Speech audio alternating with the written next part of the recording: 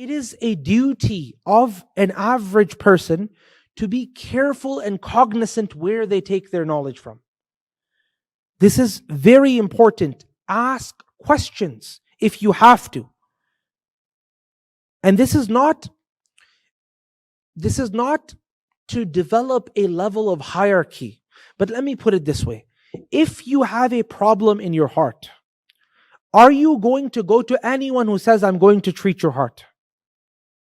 Why? Because I read a few books. Or are you going to make sure the person is a registered doctor, specialist, and then you will go to that person?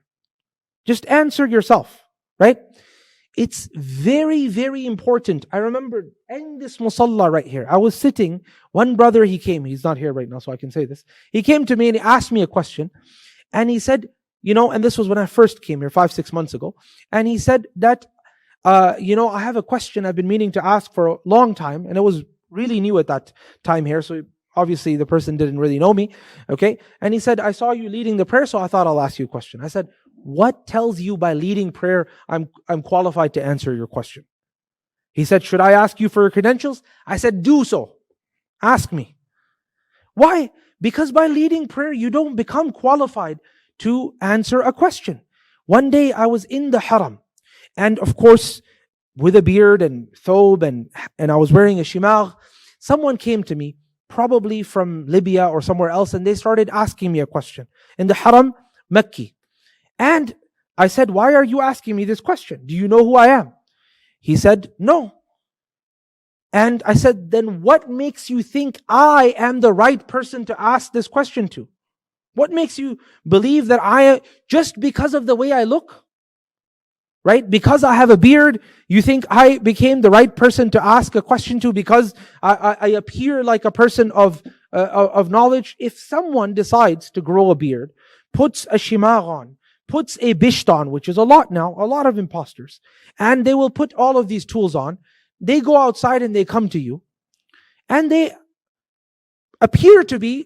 look like a person of knowledge. Is that enough reason for you to go to that person and ask them?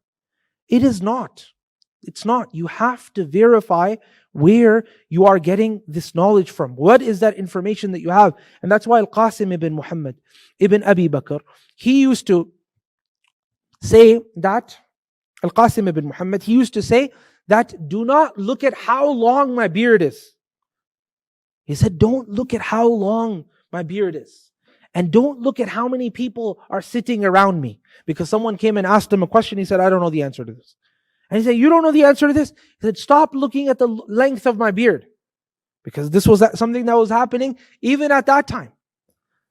Bukhari had a very small beard, but he was a scholar. Qasim, he has knowledge, but he doesn't have the knowledge of this particular issue. Someone says, you got a big beard, you got to have the answer. It doesn't work like that. You have to check your sources. Why? Because look, Allah says that اتَّخَذَ النَّاسُ رُؤُوسًا جُهَالًا. The people, they took ignorant leaders. They gave fatwa, so they became misguided and misled as well. So Allah didn't excuse the people from the misguidance. The Prophet didn't excuse the people from the misguidance.